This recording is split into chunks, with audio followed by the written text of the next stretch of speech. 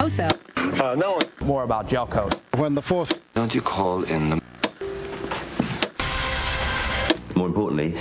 So as we're looking to start the show, I was listening to some old episodes and we were trying to do the, hi, David, hi, Matthew. And what a crushing failure that was on both of our parts. Sorry. That's not pointing any fingers. But kinda. Well, if I point a finger at you, there's three more pointing back at me. Let's get real here. But it occurred to me that maybe it's all right. TV Talkaholics for August 2021. And we are now off the wagon. Oh, yes. I love a good wagon reference. No matter when you're going to get it, David. But I liked this. Did you? Well, Beans of Boston. Matthew, I am surprised. You hear the delight in my voice when I say, not only was I not mad at this, I was like, this was enjoyable. I wish this might have gone on. This had some potential if it hadn't been produced by Gary Marshall and company. That's my only gripe about this. I thought that would be the one thing that you would like about it, was that it was, and directed by the guy who directed Laverne and Shirley, for God's sake. Yeah. Well, here's the thing. Even more extreme than the Facts of Life, I loved Laverne and Shirley. It was more my favorite show as a kid. It was the show I was obsessed with. And then Facts of Life came on board and all that. But even back then, I was aware Laverne and Shirley, the quality started to dip a bit. And now as an adult, I really find the majority of Laverne and Shirley just god awful and borderline unwatchable. Like the extreme of my love and the extreme of unwatchable, that range is so much wider than what we're experiencing now with my Facts of Life obsession and now disappointment. So when you tell me that Gary Marshall is at the helm of something, I think of Happy Days. I think of, as Ken Reed always says, TV shows that are period shows that forget they're period shows. They just start existing in this generic, nondescript time frame where, oh yeah, we put a leather jacket on Fonzie, but we'll do an entire episode where Marion cuts her hair.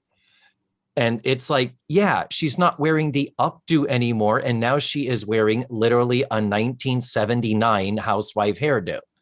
Yeah. Huh? And you've heard me talk.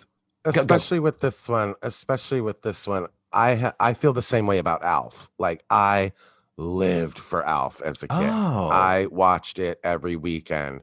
I remember having to go to a diabetic support group meeting and they wanted to change them to Monday nights. And I remember sitting in the meeting at like age 11 going, sorry, Monday night is Alf night. Yep. But watching it now, it is unwatchable. Oh my God. Oh my God. But I also loved Are You Being Served, David? Yes. When we first talked about doing this, which by the way, dear Tutti Fruities, welcome to the show.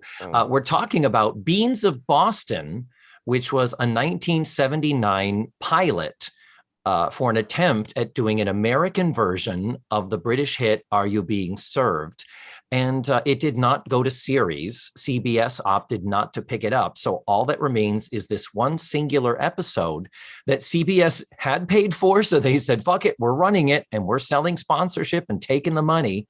So on May the 5th, is it May the 5th of 1979 is when we have the one time that CBS aired it. And as a result of it being this lone pilot floating in the ether, it is listed on IMDb as a TV movie. Oh, a 30-minute TV movie. So there it is. And I'm very confused by the timeline, David. Like, when was this filmed? When was Different Strokes? When was Facts of Life? Because Mrs. Garrett in this episode, Charlotte Rae, looks like season 4 Mrs. Garrett, not the big bubble orange hair that she had on different strokes in the first season of Facts of Life. So when was this? And what, like, was she just like throwing things at the wall and seeing what stuck? I mean, like, wasn't Well, she already on Different Strokes when this was filmed? Yes, she was on Different Strokes when this aired. Different Strokes started in 78. So Different Strokes was running, and maybe that might have been the only reason. Maybe by May, they knew they were spinning off Charlotte Rae into her own series. Maybe someone at Hollywood had some insider information, which is what made CBS say, well, over at NBC, they apparently like her, so we'll run this show. But typically, pilots are in the can way ahead of time, and they go through, I think, many dozens of pairs of eyes before the network decides not to pick it up. And then it will sit. So I have reason to assume this predates Different Strokes. This was in the can by the summer of 78. And you hear about pilot season in Hollywood. Yeah. This likely was, she probably did the pilot to Different Strokes. She did the pilot to this. And, like you said, thrown to the wall and see what sticks. I think Different Strokes, though, might have been a more sure bet because of Conrad Beane having already some sort of a commitment. Huh. See, I don't know. Because again, the look of this show does not look 1979 to me. It looks 1983 or 84. I would agree. Yeah. It is very weird. And she does look better. It's better hair. She is slimmer than she was on Different Strokes in season 1 of The Facts of Life. Not as slim as season 2, but you're right. She does look like season 3. I'd say season 4, because season 3 was the dark copper hair, tight balloon knot hairdo season. And but yeah, you're right that I did look at her too and say, oh, okay, I expected more of Mrs. Garrett. Strawberry blonde, big ass bubble do. Yeah. And again, one of those things that they changed from the British version, that I love watching these things because I spend my whole time wondering, why would they change that? Why would they change that? Like, there's certain things, in Hollywood, obviously, that get changed. Like, you watch Hairspray, the movie version of the musical, and it's like, they completely changed the whole point of the movie and the show by not having Tracy get arrested. Tracy runs away, and then we celebrate her for her civil rights. Wait, she ran away. True. The whole point is she gets arrested with everybody else and is one with everybody else. So it's like little things that they changed in this that I can't figure out why they changed, and I will never know. Yeah, you wish we could, figure out why those decisions are. I was obsessed with, even at a young age, with the same thing, with adaptation and all that. And I forget what station started running Man About the House. It was probably PBS. And watching Man About the House and seeing how the pilot of that was almost verbatim what they copied and pasted into Three's Company. Yeah. And there's certain jokes where you're like, oh, I get it. Like at one point, Jack, in the original Robin, says to one of the girls, do either of you have a razor I can use? Meaning he needs to shave. And the joke is one of the girls walks in and hands her razor and says, here. And she just says, I don't mind if you don't. Ha, ha, ha. It's an okay laugh. By the time Three's Company rolls around, Jack says, does one of you have a razor? And Chrissy jumps and says, oh, I do. And she runs into the bathroom and hands him a flicker. Remember the flicker, that disc thing with the rotating blades that was specifically designed for a woman to shave her legs? You would not use it as a man to shave your face. It was a very funny visual joke. And I was like, oh, what? Well done, guys. Yeah. So little stuff like that. It's like, oh, okay, I get it. But let's talk about this. And you suggested this as a self-proclaimed expert of Are You Being Served? I really watched very little of it. So, I loved it. And I know it is a niche market. I get it. It is very broad. But I love, what do they call it?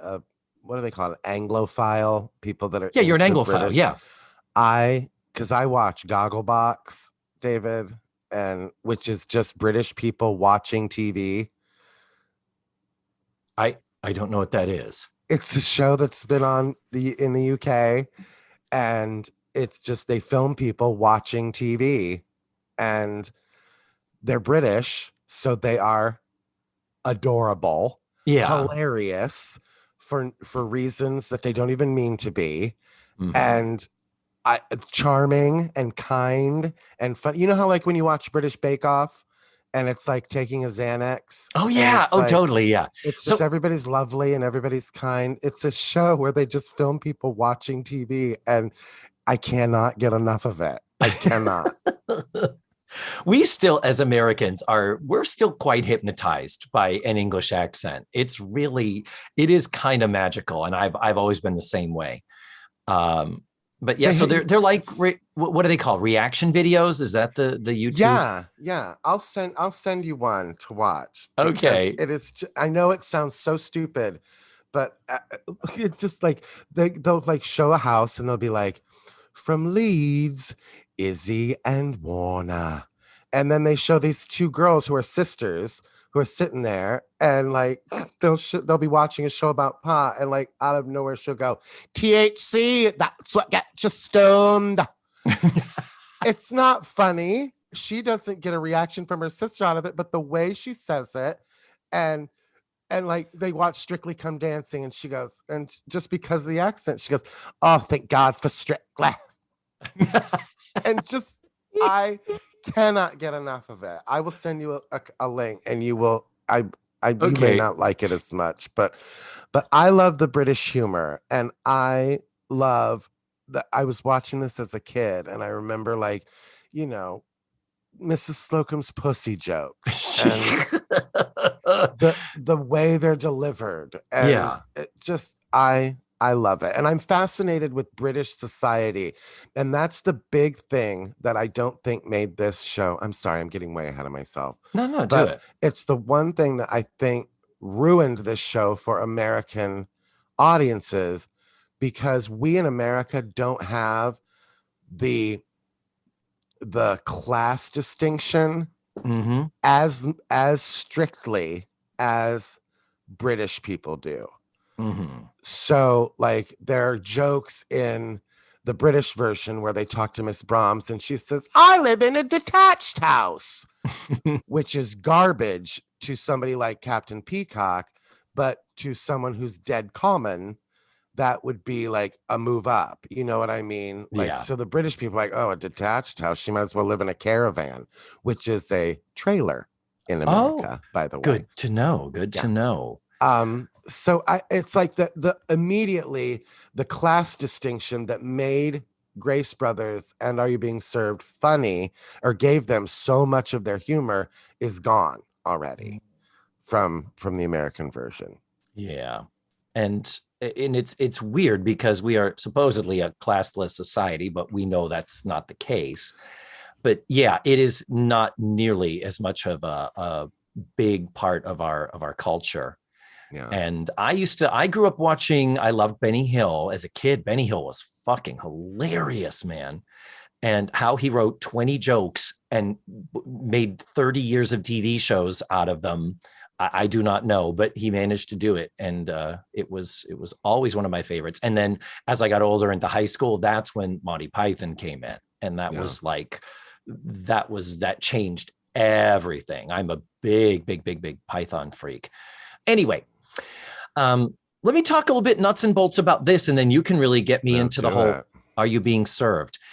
This is a pilot. So it has the thankless task of trying to give us a show and a plot that gives us a sense of what the show would be about, but it also has to present us with the characters, quickly telegraph who they are and their relationships. And it is no small feat. So for all the critiques we have of the writing, it's really rough. And as far as pilots go, I've told you before, there are successful TV shows out there that had very long runs where the pilot was way worse than what we're seeing here. But like I said, if Gary Marshall was at the helm, I feel like the quality would have eroded very quickly over time. Because honestly, by the late 70s, Gary Marshall was done. He was he only had so many hours in a day to count his money. He couldn't get over to the TV studio. Yeah, So, and he had moved to movies by then, right? correct. Yeah. Yeah. He certainly wanted to, I think. Yeah. So because this is a pilot, what they did is they took an episode of Are You Being Served and heavily adapted it. It's actually an episode from the third season of Are You Being Served, originally run in April of 1975, called German Week.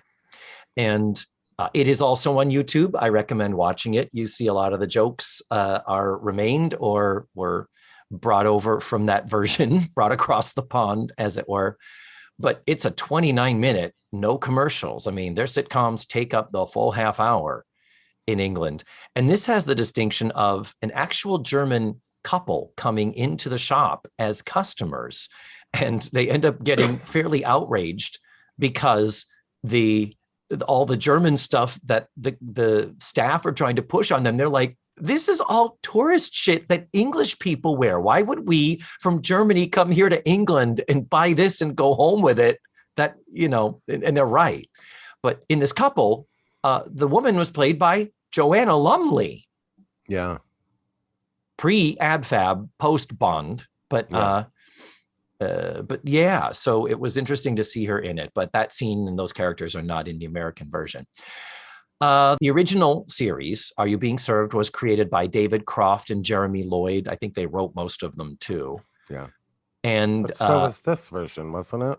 This was produced by them. And because of the original script, they are credited as two of the writers, but there's also two other American writers credited. And it's interesting because it looks like we have a sort of young upstart and an older veteran with these two writers. We've got Sheldon Bull, the youngster. This is only his second writing credit. His first credit being a story editor on the Betty White show from 77 to 78, which was the unsuccessful attempt to give Betty White a different show with a different character, but that was still the same as Sue Ann Nivens. And it didn't work, sadly. But this is only his second writing credit.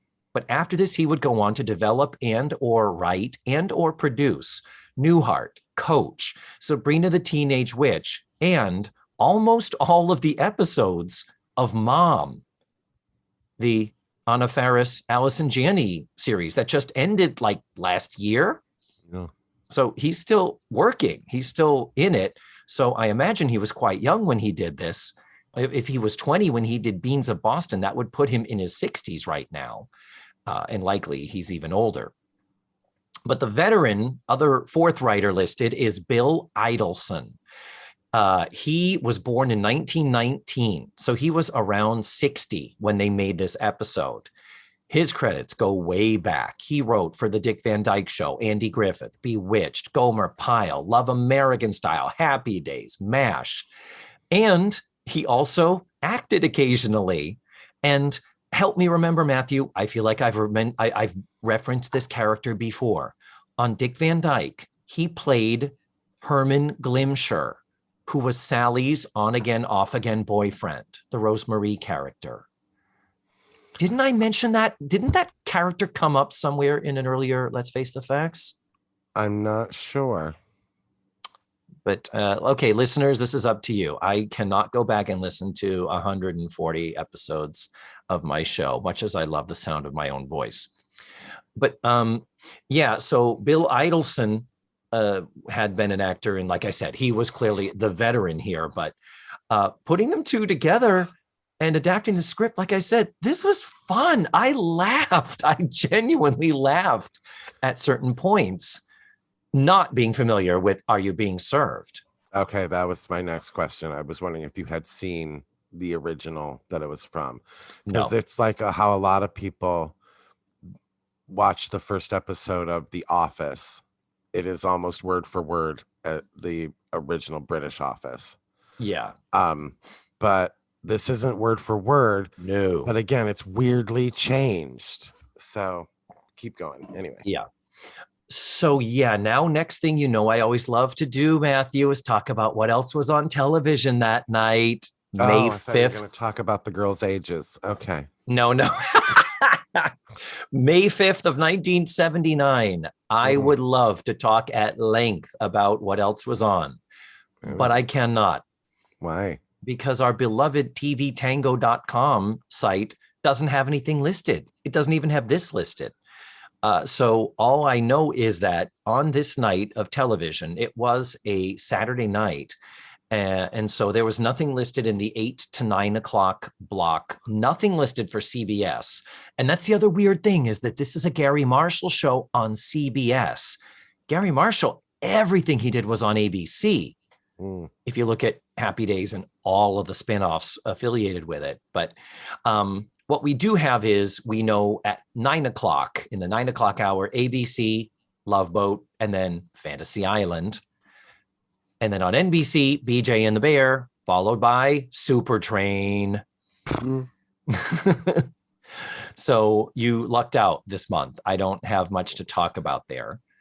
But I hope we are able to make up for all of the time I would have eaten up discussing that with our discussion of the commercials that still remain in this recording that we posted from YouTube. I have 2 comments about the commercials. I have two commercials that I commented about.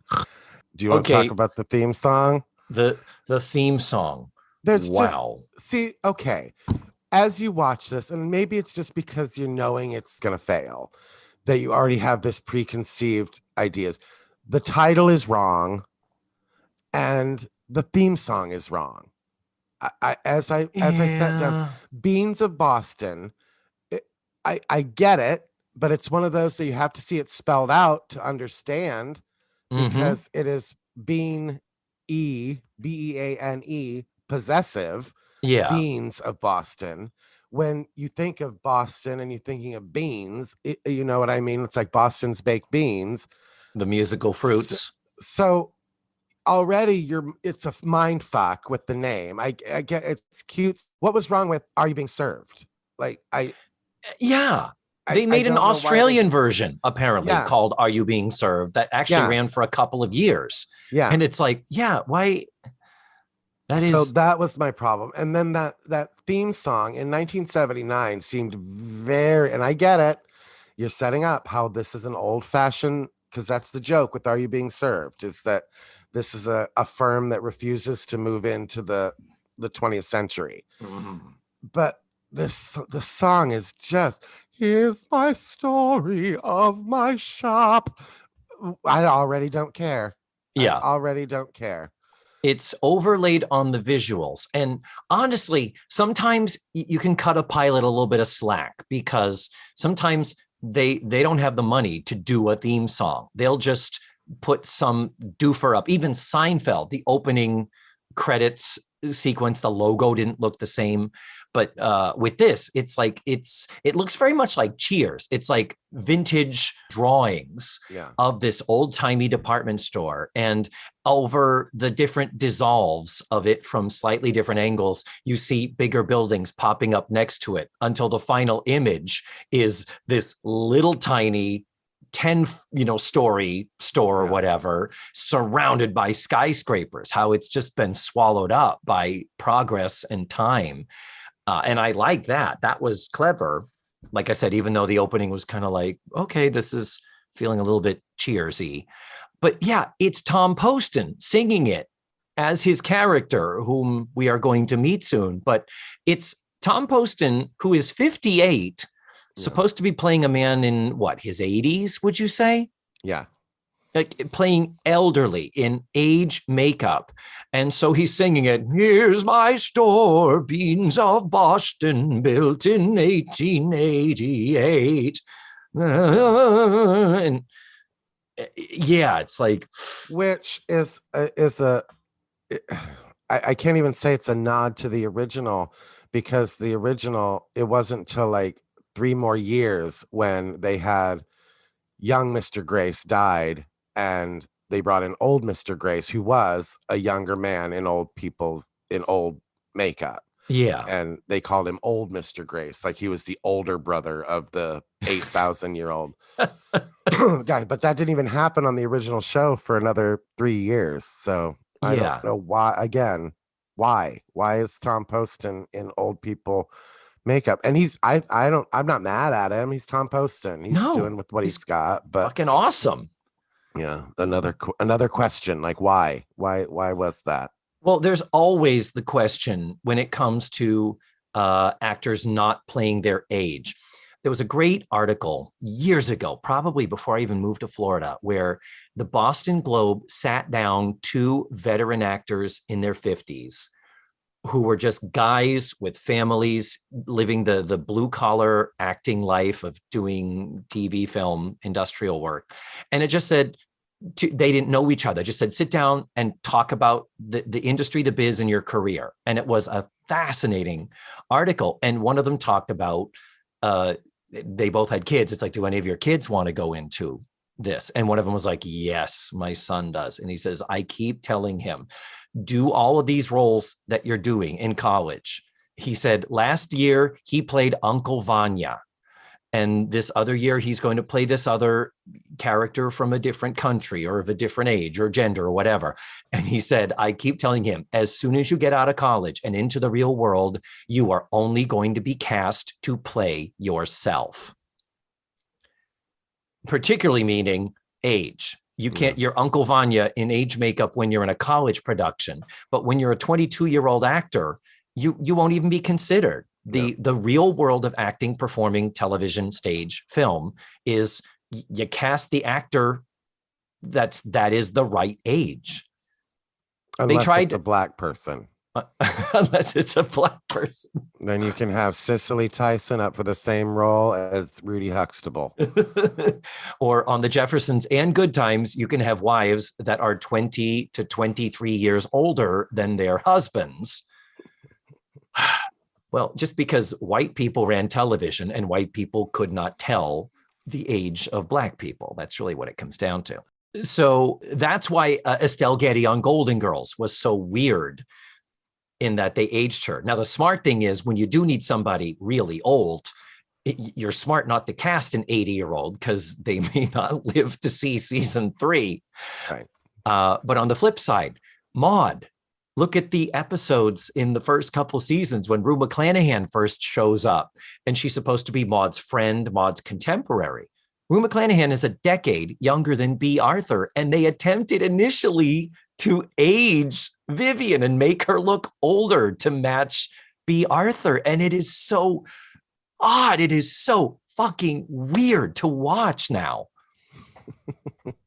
So, long little sidebar there, but back to the thing of watching Tom Poston in age makeup is weird because that just wasn't done because it needed to be done. There were funny older actors. How many veteran? Why wasn't it, even Sid Caesar was probably in his 70s. He had just done Grease. I mean, there were veteran TV film actor choices who could have maybe in their 70s and played a little bit older, but not a 58-year-old. Yeah. It's like, hi, I'm only 5 years away from 58. That's very, very upsetting. So I think we're ready to get into the synopsis. God help us. All right. Scene 1 is we're in the office of old Tom Poston, old Mr. Beane, and we are introduced to him and his young nephew comes in. The young nephew is an employee of the department store owned by the old guy, Beane's of Boston. Yes, they are in Boston. And the big conundrum we're in is that since this nephew has worked there, sales on his floor, which is menswear and ladies' wear, sales have declined dramatically. And so the nephew is afraid that he's going to lose his job and he needs to do something. Also of note, the old man is a fucking lech. And a lot of his comedy is from him staring at women's tits. Which is along the original British version, except it was even grosser. in the original British version. Like his secretary was literally like 19 years old. Yeah, it was. And like he makes a joke that his girlfriend, you'll know her, she's gorgeous and got long blonde hair, and she's 60. In the British version, the actual man was in his 80s and the actress was like 19 or 20. Like they had a secretary, then later on they had his nurse was with them because the man was so old. He died halfway through the like 8th season. But he was so old. There are episodes where he has no fucking idea what's going on. And it's sad to watch, but like he's an old British dude. He gets his lines out, he gets his laugh, but like they're helping him walk. Like he puts his hand up and he's literally like, you're like, why are they making this man do this? But yeah, but it's like the original is much more lecherous and much more sexual harassment than even this was. So yeah. And we're also introduced to his newest secretary, a German girl named Ingrid. And she basically says, yeah, I'm here and I know you've got a reputation. And so that's already well established. But she still shows up in a super tight blouse and with clearly no bra on. So it's like, oh, okay. And already I'm angry because we've set up that there's nepotism that there isn't in the original version, which again adds they're not related. It's just okay. Which again adds to the class, not only the class distinction, but the level, the respect that we as Americans don't understand. The difference between somebody working behind the counter, the lowest of, or maintenance, the lowest of the low, to somebody working behind the counter, to the floor walker, which is Mr. Peacock, to the manager, to the owner. There's all those levels of class distinction within the class distinction of Mrs. Slocum and Mrs. Brahms being the same class distinction at the store, but not the same class distinction in society. You know what I mean? No, so, yeah. I guess if they did this now, it'd have to be like with like, oh, well, she's a Southern girl. You know what I mean? It's like, like, oh, I'm from New York and I've got to work with this Southern girl. That's the only way I could think of that they would establish like a quote unquote class distinction if they did it in America, was to put people from different parts of the country together. Yeah. Because you know how New Yorkers look at Alabama people, you know, and I'm already out. Oh, next scene. We are in the shop, the store, and it does look a lot like the original in that we have elevators upstage. That's how people enter and leave as far as customers go, which is actually kind of nice. It's quite a very handsomely appointed set. And we have a new sales girl get off of one elevator, meeting the boss on the other. The new sales girl, her name is Shirley Brahms. Stereotypical, dumb blonde, kind of talking like this. Oh, I can't believe I was of so many girls that were at the interview. I don't know why he picked me, taking off her coat and showing that she too has big tits. Yes.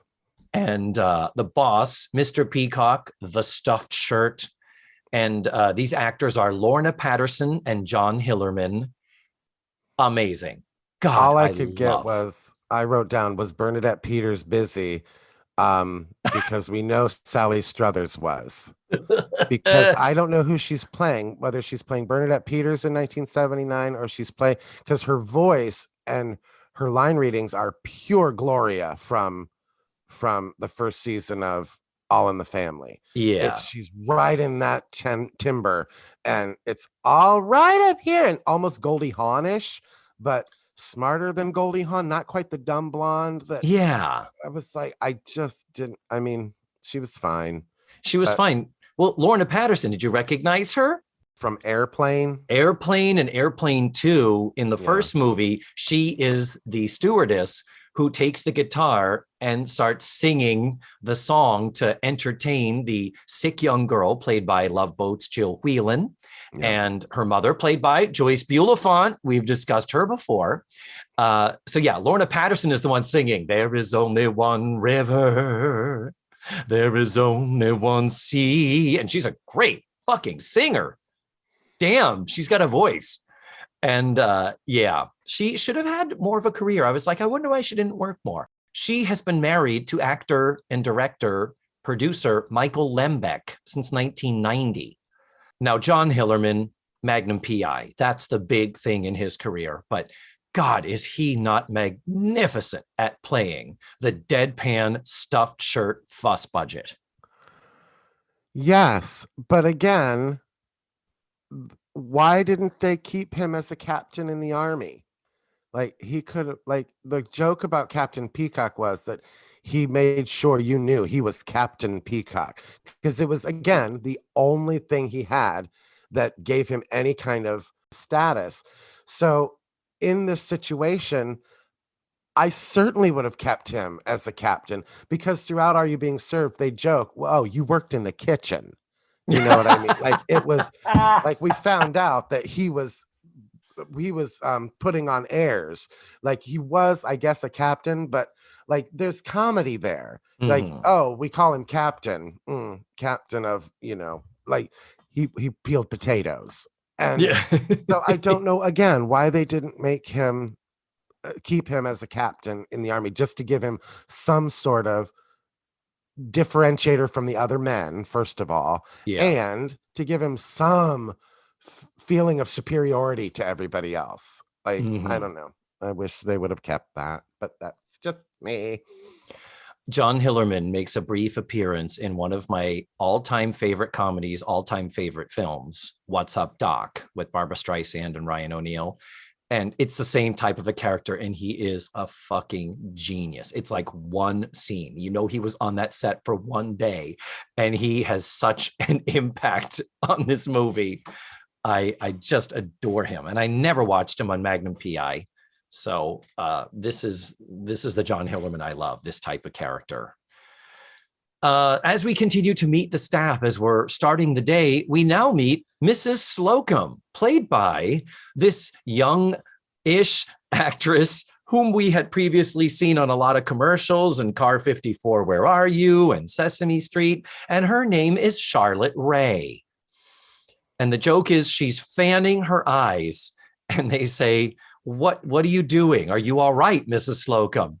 And her line, one of her first lines in the show, I bought some new eyelashes at the boutique and I'm not supposed to blink until the glue dries. The boutique. It's not even she pronounces it funny. She pronounces it wrong. Boutique. Wow. I was noticing some lame attempts at a Boston accent from some people.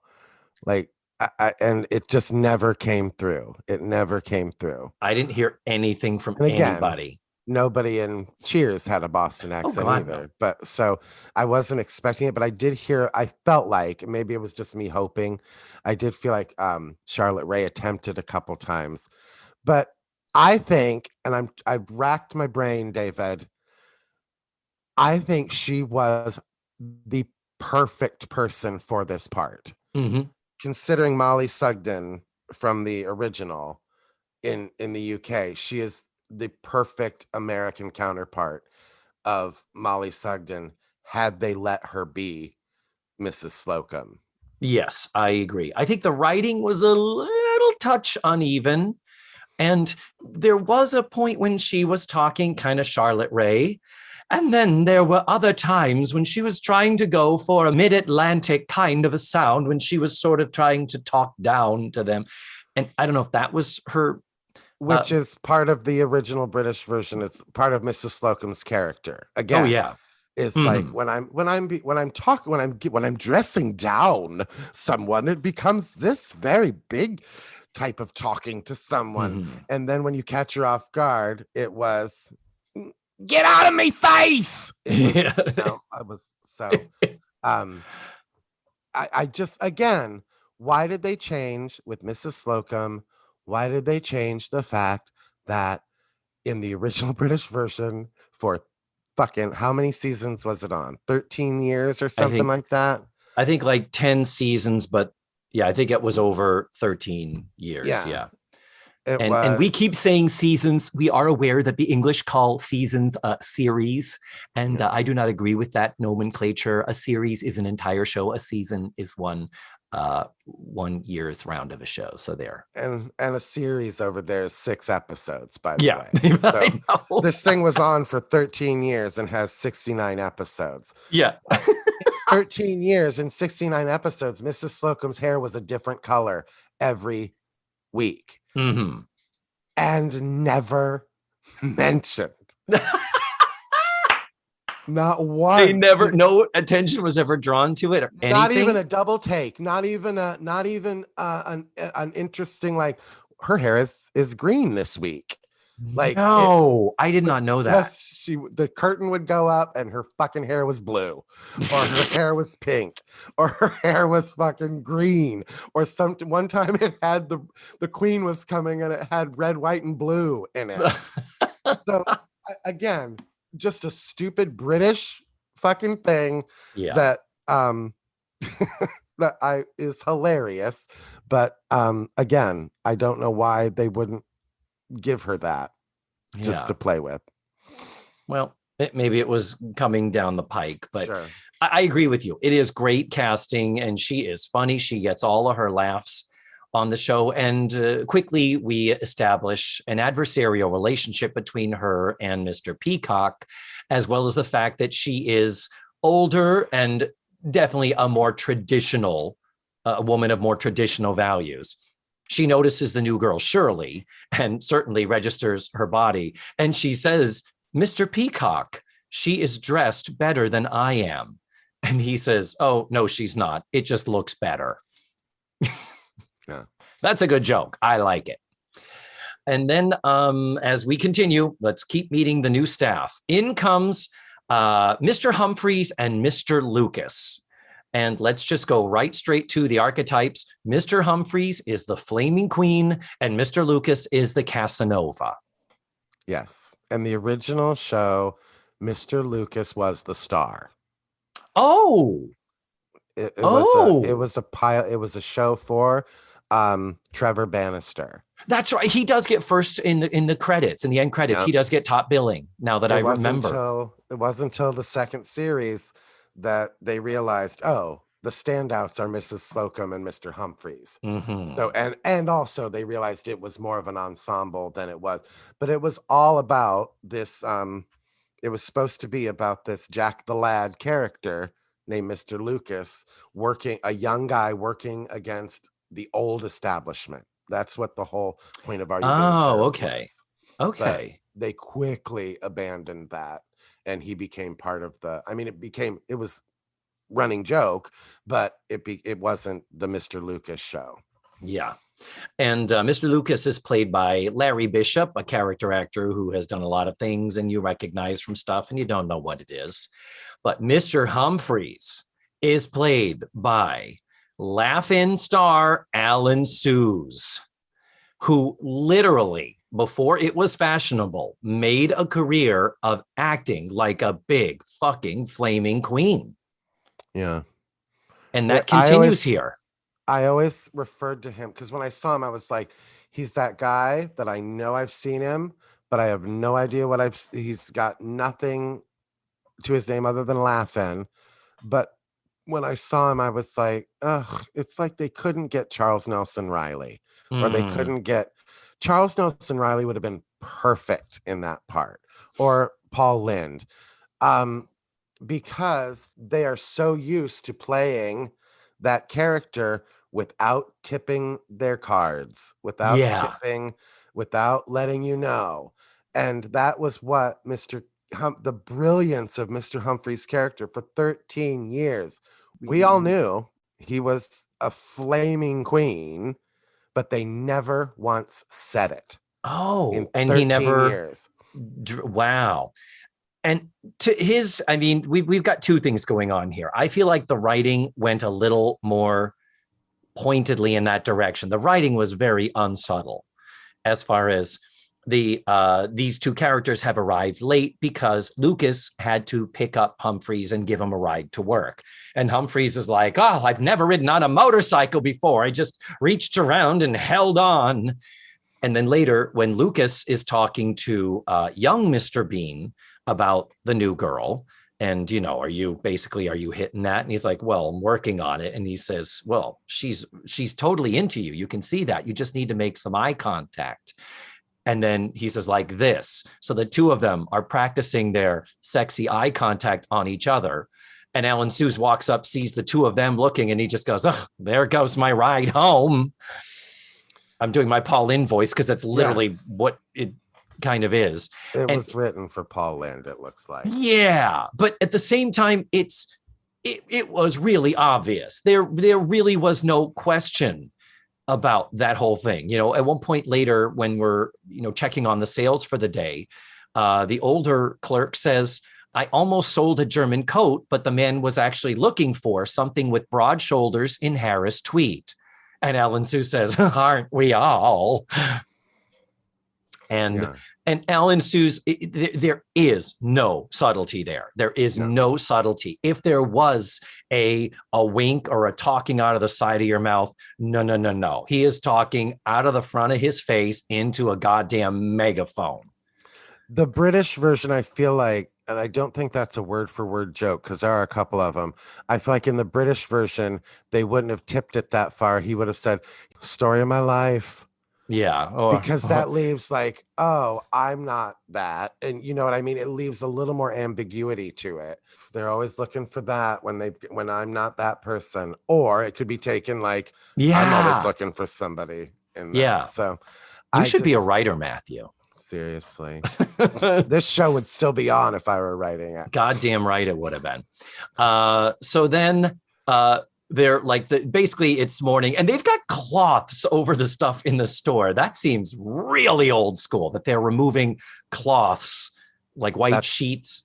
That's part of the British version as well. Traditional thing. That's good. It's a visual to say the shop isn't open yet. That's actually a very smart thing from a dramatic standpoint. And then it's like, well, okay, wait a minute. Where's Mr. Granger? And then this little old man jumps up from behind the counter and a great joke. I must have fallen asleep counting these sheepskin gloves. Not counting sheepskin gloves. And it is a little old man, an 80-year-old actor or around 80 for however long this was in the can. Played by Morgan Farley is his name. Did you click on it? Did you look him up? I did, but I mean, it goes back to like the 20s. His credits go back to 1929. He was kind of a leading man in the early days of talkies. And there are some dashing pictures of him. And here's the interesting thing is that it says in his Wikipedia page, he was an out actor and activist early in the gay rights movement.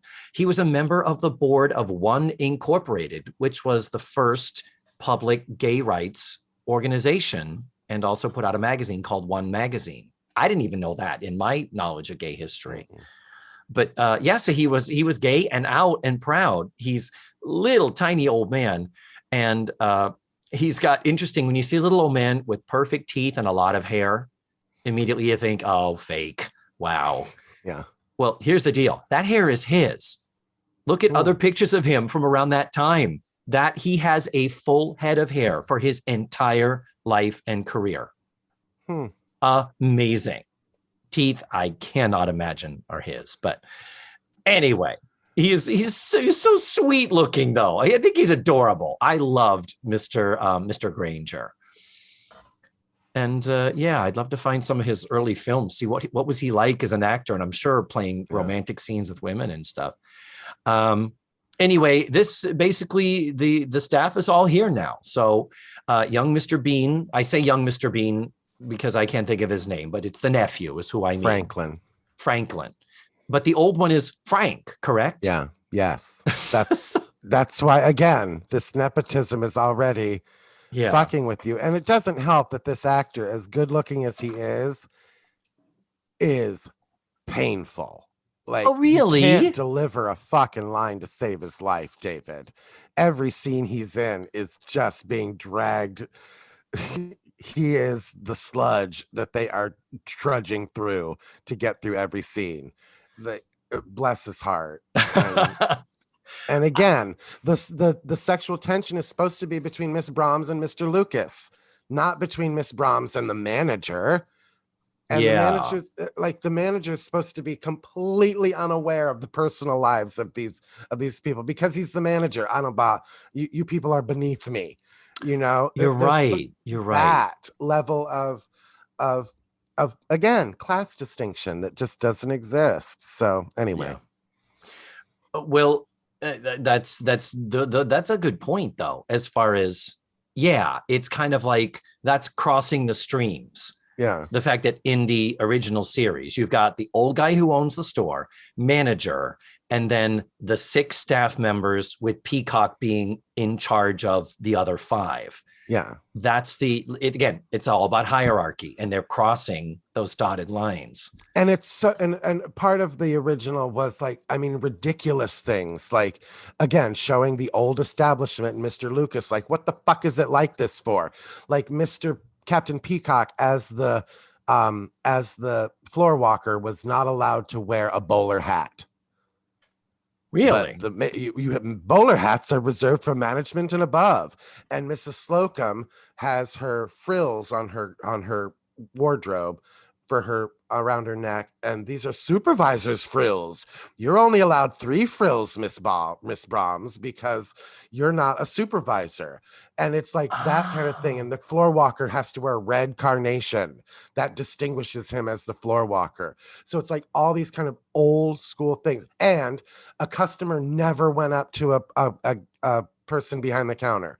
You always had to go to the floor walker, had to greet every person that came out and direct them to a person, not the counter, but they would say, that's why it was called Are You Being Served? Because somebody would come out of the counter and he would say, Are you being served, madam? I'm looking for bras. And they would say, Mrs. Slocum, are you free?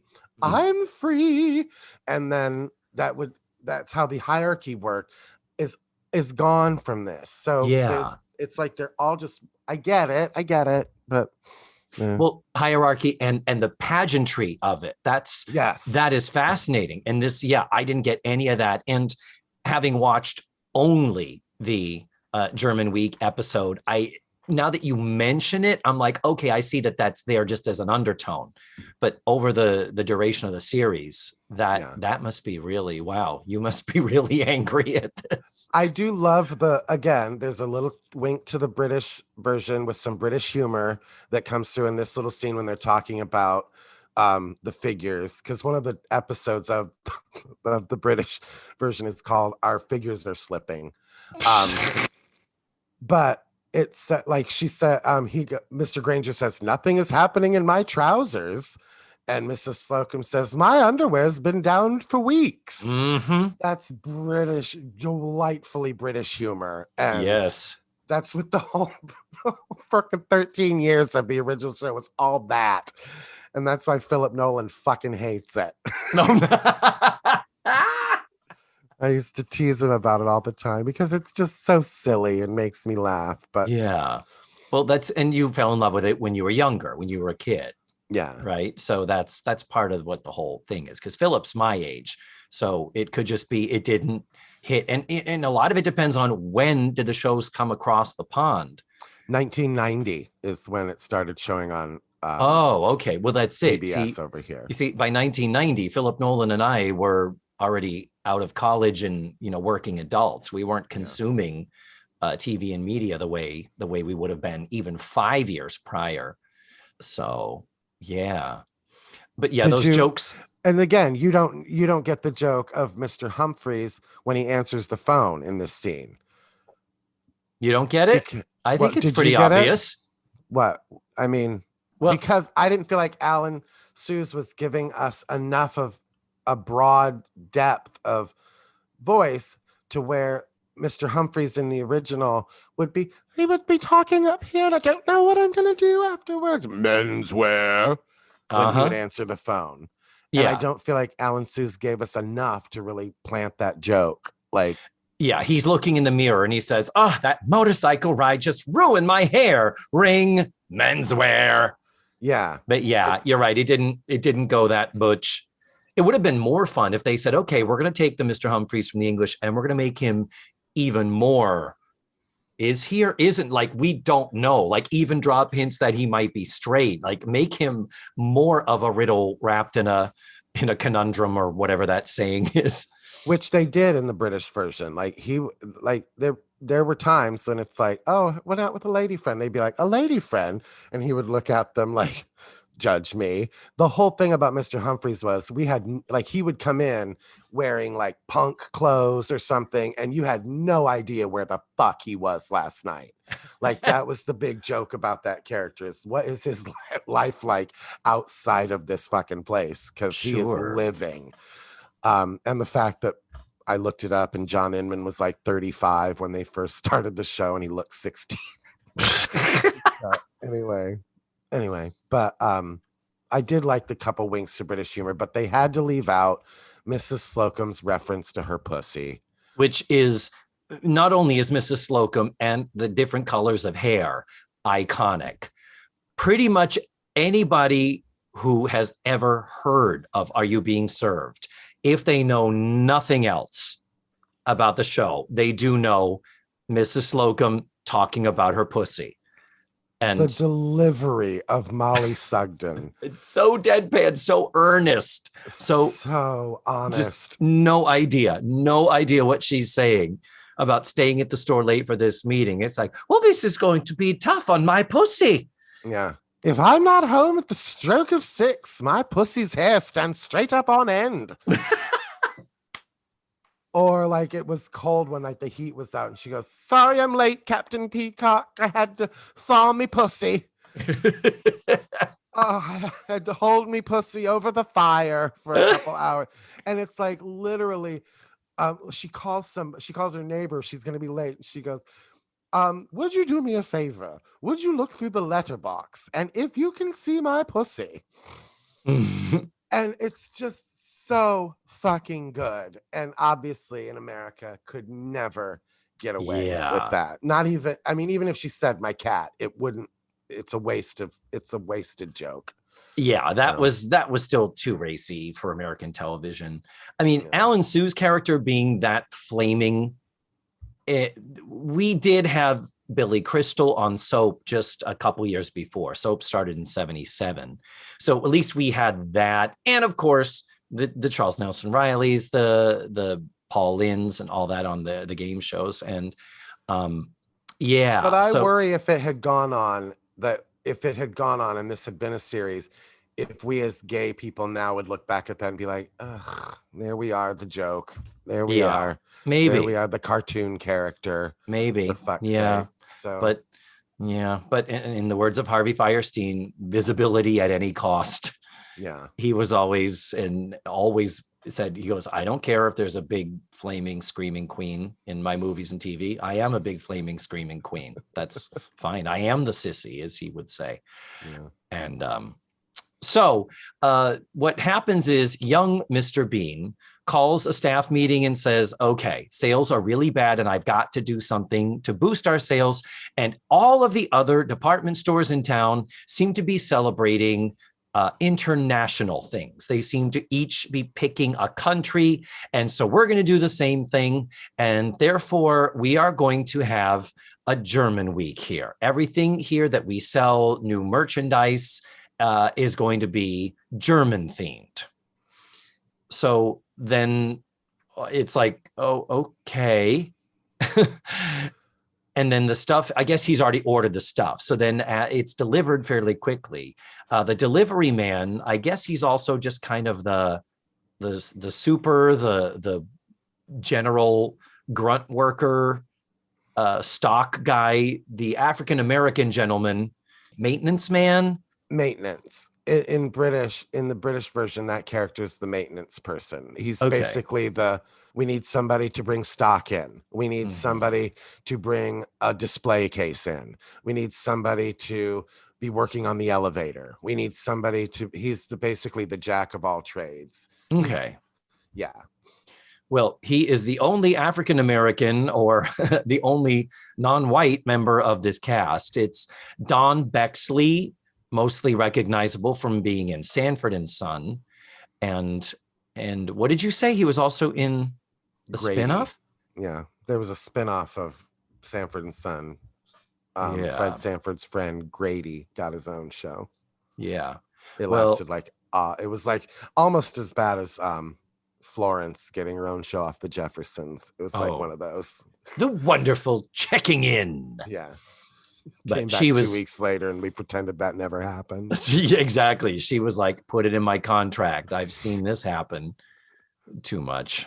So he brings in the stuff, the new merchandise, which is all German stuff. We do have a little bit of an exchange that at least gives him somewhat of a sense of his character, where Mr. Peacock says, oh, you can just put those over there, Johnson. And he says, excuse me.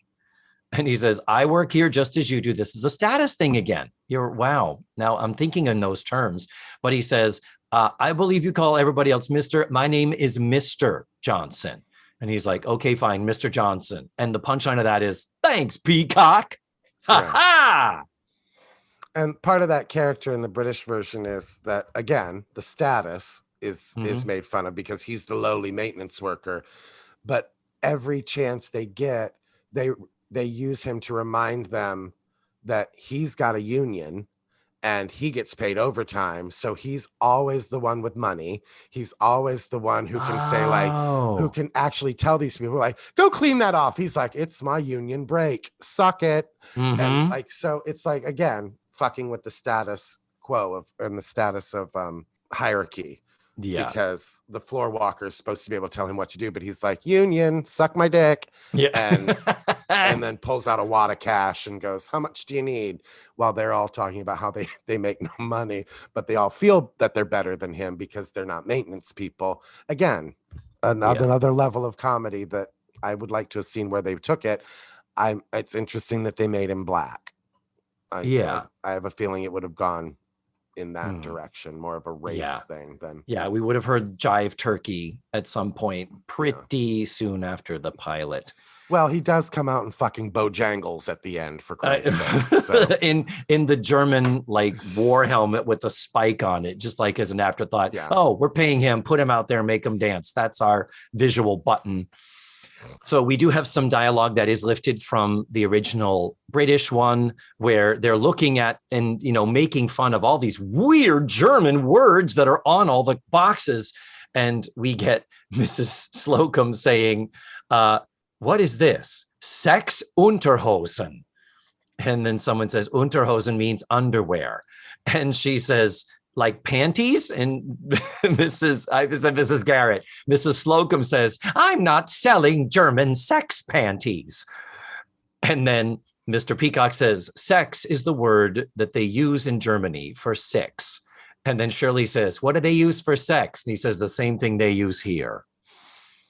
I love it. Good. I like the jokes in this. It worked for me. How did they leave out house fart? The British version, they put Ausfart. Ausfart. An exit, and just handed them comedy. Mrs. Slocum going, it's right next to your Ausfart. Anyway. But we couldn't say fart on TV in the late 70s. They weren't saying fart. They were saying house fart. It was the German version for exit. We're lucky that they could say sex. Come on. Let's That's true. Yeah. So the act ends with the point where they're all complaining and like, I don't know about this. I think it's a lousy idea. And this is where young Mr. Beane says, look, guys, this floor is like a ship and I am the captain. I've made a decision and we're going to either sink or swim with it. And the three men behind the counter salute him. And he says, good, thank you. And then they all start to slowly squat down behind the counter as though they are sinking. A magnificent visual joke. And I was there for it. I loved it. So then we come back from commercial. Old Mr. Beane is in young Mr. Beane's office. And he's asking about the numbers now that we're doing this new German thing. Shirley comes in and she lies and says they don't have the numbers because the numbers are so abysmal. She knew that he wouldn't want the uncle to know that they made so little money. So then back to the shop, it's a staff meeting. They're keeping everybody late to do kind of a post-mortem as far as that goes. And with the failures of that day, he decides to double down and he says, you know what, we're going to go even further with this. We're going to create a more lively atmosphere. We're going to offer people a glass of German wine when they get here. We're going to decorate it. We're going to have dancing and live music. And that's pretty much it. A joke stolen from the other one. They're trying to think of German things. And the ditzy one, that's Shirley, is it? Miss Brahms, yeah. Miss Brahms says, wasn't Frankenstein German? You know, the guy with the nuts in his neck. Cut to all of the men in a perfect tableau, and in unison, they all just go, bolts. The guy with the nuts in his neck. Yeah. That was pretty freaking funny. I'm sorry. It was funny. I laughed. And again, the British version, they focus more on, they don't like the Germans. Oh, yeah. They're still hurting from the war. These people in this store remember the air raids and shit. Yeah, this is the 70s. You know, Mrs. Slocum, they do take her joke and kind of adapt it a little bit for Charlotte Rae. But yeah, Mrs. Slocum is basically talking about when there were air raids and fucking bombs being dropped on London when she was, I don't think a child. I think she was an adult at that point. But there's that level of, I mean, yes, we all lived through the war, and Charlotte Rae certainly probably remembers the war, but she was not in constant fear of air raids in America. Yeah. But we're definitely dealing with, I guess you could say, residual post-war anti-Germanism in England, which was, I think, more than justified. They said they were sorry. Yeah. What Jerry's, they more than once they used the word, and I didn't know what that was until finally when the manager said, okay, I've heard the word Jerry being used more than once here. Is this a problem? And I'd never heard the word Jerry to describe a German. I don't know. Am I saying a really bad word when I say that? But I don't think no, because I don't think anybody associates it with that anymore. At least not in this country. The word has no meaning for us. So, yeah. So then we go back to the office, and now we begin the visual jokes of everybody wearing lederhosen. We're in a business atmosphere, and everyone's in short pants or short shorts. Whoa! And we do get some jokes out of it. We do get some stuff where Mr. Peacock walks in and says, you said my clothing would give me an air of authority. And he goes, yeah. And he says, well, I'm getting a lot of air and little authority. That was pretty good. Great line, word for word from the British version. Word for word. And then when Lucas and Humphreys come out, and Humphreys, same as in the British version, he is wearing the tightest, tiniest short shorts, like tighter than Janet or Chrissy ever wore on Three's Company. It is freaking hysterical, really and truly. And then they come out, and we know that they've been rehearsing a dance. Mrs. Slocum comes in, and she's drunk on the German wine. She's been sampling the wine. So we get her coming in, and Charlotte Rae doing the singing in the low, drunken voice. She's unlike doing a Marlene Dietrich. Of course. Marlene Dietrich's song. What song is it? I couldn't recognize it. It's called Lily Marlene. Lily Marlene. Outside the barrack by the corner light. That's where I stand and wait for you at night. We will create a world for two. I'll wait for you the whole night through. You are Lily Marlene. You are Lily Marlene. Don't ask me why I know that song, because I was a gay kid and loved Marlene Dietrich as a kid. I learned all of her songs in German by listening to them. Wow. Ich bin die Fesse Lola de la Saison. I didn't think you could get gayer, and you just did. Ich bin von Kopf bis Fuß auf Liebe eingestellt. Auf Liebe eingestellt und sonst gar nicht. It's like she's here. It's you call me the Rich Little of this podcast. Wow. You do the men voices. I do the girl voices. Do the girls. Okay. So it's what if to sort of connect it to something facts of life. Remember in season 1 when they were doing something French themed and Mrs. Garrett came out in the horizontal striped French black and white top and they were encouraging her even though she wasn't comfortable, and she starts going, I love Paris in the springtime. I love Paris in the fall. Same type of a routine. That's just that's in Charlotte Rae's big bag of funny, and we're here for it. We're totally here for it. So then Mr. Beane comes in. It's like, oh, Mr. Beane is coming, the old Mr. Beane. So he comes in through the elevator, followed by a big German Oompa band. And he's like, who are these people? Did he say, who are these Huns or something? So, in the British version, he comes down and he says, he goes, who are all these damn Germans in the elevator?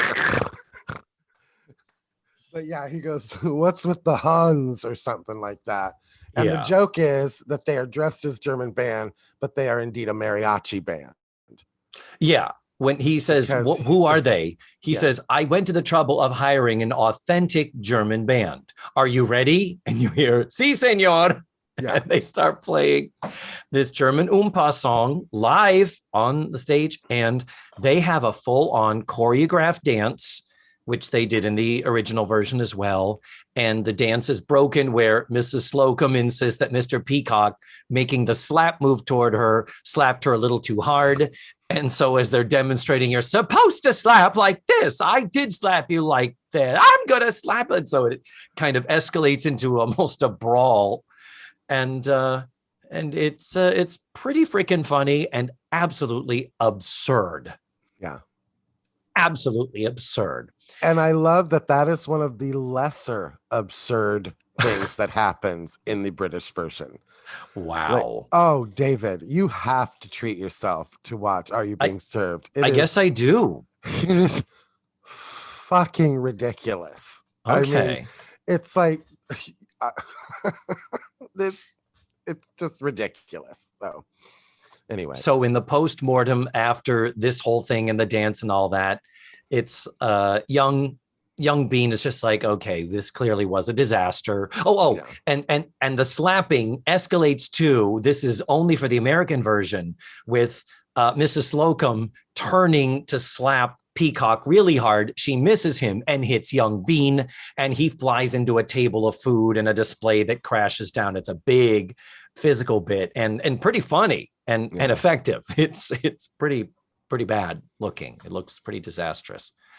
So young Mr. Beane is thinking, well, this is it. This was so terrible. This was a catastrophe. I'm going to have to resign. And old Mr. Beane is like, not so fast. I loved it. He's like, what do you mean? And he says, well, Ingrid, my secretary, was thinking of leaving, but now she's going to stay because you all made her feel so welcome. So now I have my beautiful, tall, gorgeous, big-titted secretary that's going to stick around for a while. So the button of the whole episode, it may have been a lousy week for the store, but it was a great week for me. And they end it going back into the dance again, this time with Mr. Johnson, the maintenance man, joining in wearing the German spiked helmet. And thus we end the pilot.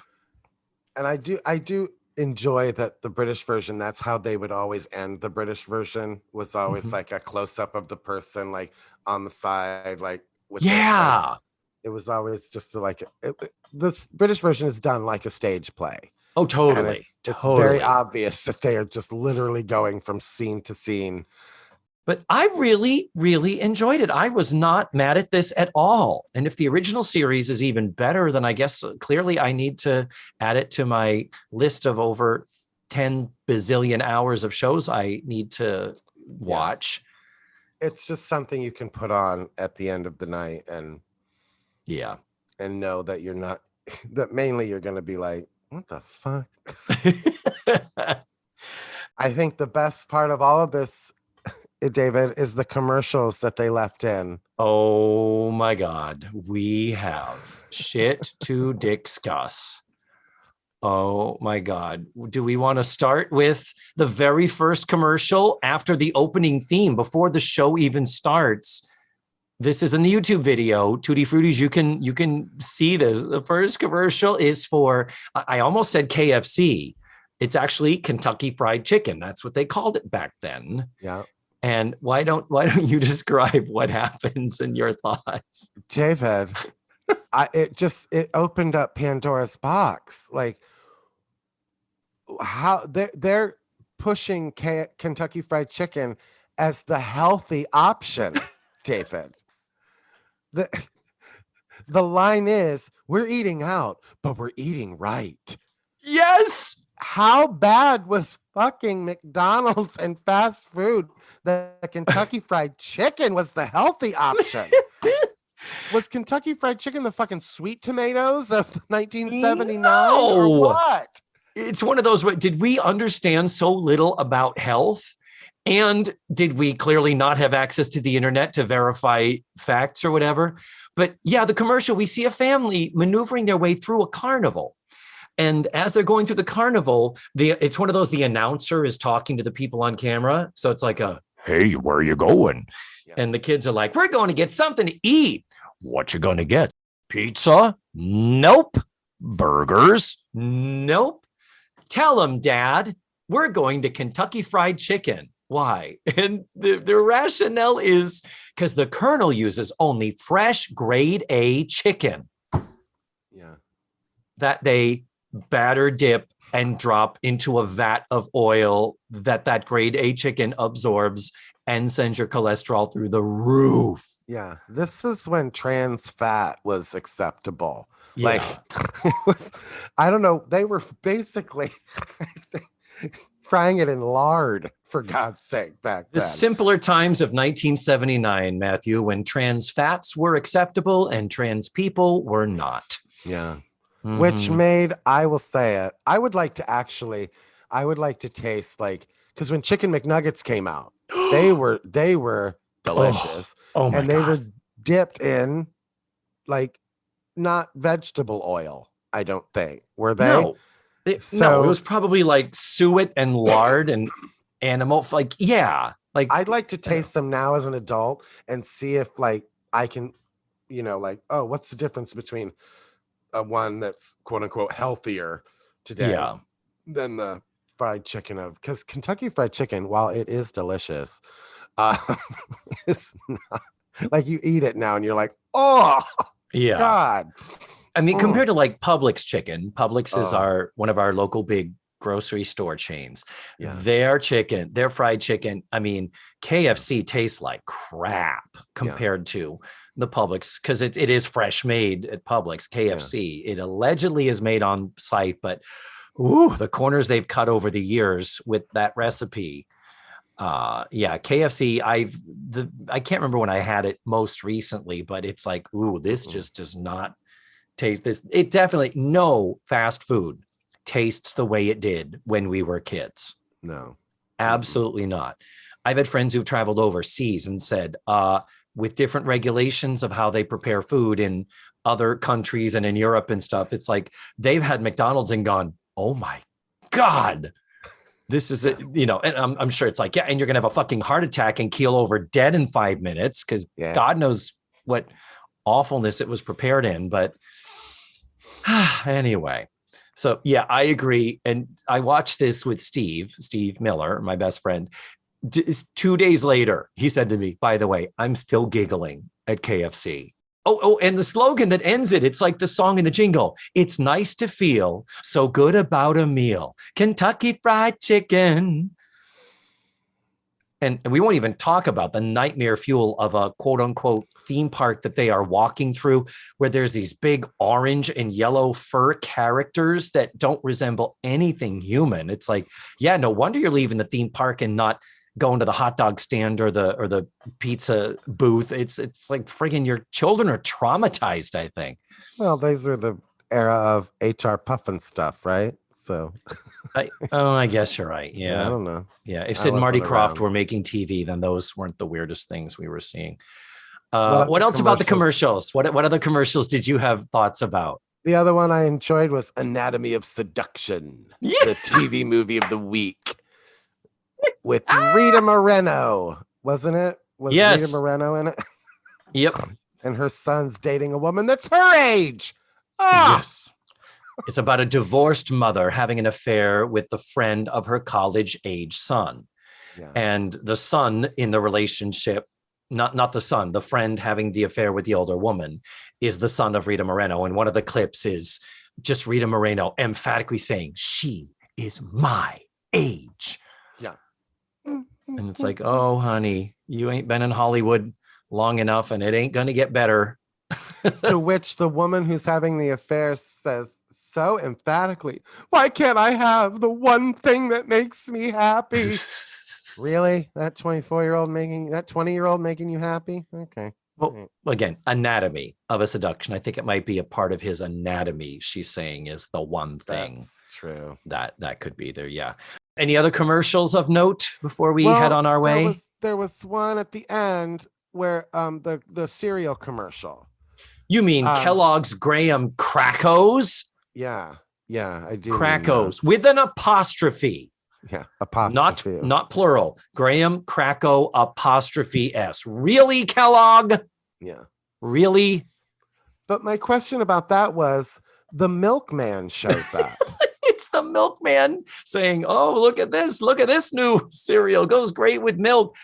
A milkman. I mean, milkmen did exist in 79, but wow, they were on their way out. Did they really? Like people were still getting milk dropped off on their fucking porch. In 1979. I don't know how long we did it. I mean, because we were, a family with 2 kids and we drank so much milk growing up. But yeah, we used to get, it was from Hood. Hood was the New England big dairy company. And yeah, so we used to have a Hood delivery of, like 3 half gallons of milk twice a week or something like that. But yeah, we'd had that into the 70s. I'm not sure how. It probably stopped once we were old enough. It says here, I just typed it in. When did milkmen stop? And it says milkmen have been disappearing from daily life since the 50s, when refrigerators became more common in American homes. Oh, so it was delivering it before it went bad because refrigerators couldn't keep it. Huh, interesting. But I agree with you. The milkman, being check these out. You get graham cracker and milk taste in every bite. And it's so funny because now we look at this stuff. It's like, who needs graham crackers for breakfast? The idea that just be this bowl of fucking sugar. Cereal is still very prevalent in our lives and in our society, but at least we all kind of get it. I don't think we did back then. No, we absolutely didn't. No. What cereal was something that the kids could go and get themselves and pour in a bowl and pour the milk, and you didn't have to fucking lift a finger or do anything. The whole absentee parenting of the 70s and the 80s, that was well, it's like, here, it'll give you energy for the day. Yeah, it'll send your blood sugar skyrocketing, and then you're going to crash around 10:30. But that was just me. Yeah. And the other thing of note is Cheryl Ladd for Wella Balsam Shampoo. And it's Cheryl Ladd looking fucking gorgeous. And I mean, the hair, God damn, she was stunning, really and truly. But the big thing was that strong hair is beautiful hair. It's all about, Wella Balsam strengthens your hair. And here's how it strengthens your hair. Let's cut to this cartoon that we drew to show you the way these animated bubbles surround a shaft of hair and make it's just like, wow. Yeah, science would have been helpful too, but okay, we'll take a cartoon and a friggin' Barbie doll from a woman cop show to tell us, I need stronger hair. I need that Wella Balsam. Cheryl Ladd uses it. So, I'll be as pretty as she is. God willing. Well, David, I wish there had been at least a season of Beans of Boston. But at the same time, I wonder, because I don't know the timeline, if there was a season, would we have not had Mrs. Garrett? True. So true. If she had been committed to one or the other, would she have had to make a choice? And would they have recast either Mrs. Garrett or Mrs. Slocum? And it's so funny, that domino effect, isn't it? Because if Beans of Boston had happened, you and I would not be sitting here right now. True. Very true. Yeah. And the people listening to us talk about it would not be sitting there listening to us talk about it. And that's fascinating to me. Like, would Facts of Life had happened without her? Yeah. Because they did have that Dorothy Loudon show where they tried to make her a school marm at a girls' school that didn't work. Dorothy. But I don't know. We might have, honestly, we very well could have still had Facts of Life if there had been a different Mrs. Garrett. Because remember, NBC's ratings were so low. Gary Coleman is the one that made Different Strokes so popular and such a hit. And they were like, spin something off from that. So but assuming it was her chemistry with him that made them say spin her off. It wasn't Dana Plato where they were like, let's spin her off and send her to school. It was let's spin her off and send her to school. And I mean, honestly, you start to wonder, because of the failure of Beans of Boston, would Kim Fields have a career? Would Lisa Whelchel have would Natalie? We would not know Mindy Cohn. True. No Facts of Life. No Mindy Cohn. So Charlotte true. Rae was the one who picked her out of that crowd. So thank God Beans of Boston failed. Let's just say that. Yeah. Leaving behind this one pilot that I genuinely enjoyed. And clearly you've said it to me before, and clearly now I've had a taste of it. I clearly need to go back and look at a few of them. Yeah. All right. For August 2021, TV Talkaholics, are we ready to go back on the wagon for another month? I'm going to try my best to Okay. go back on the wagon and not watch a horrible TV show. We'll do our best. Okay. Well, guys, for me and Matthew, thank you again so much for being our Tutti Fruities, for supporting the show. We love you very much. And we'll be back next month. And in between now and then, we will see you or hear you, or you will hear us on Let's Face the Facts. Bye. Show me to the house fart. That's the exit, David. Also, no. More about gel coat. When the fourth... Don't you call in the... More importantly,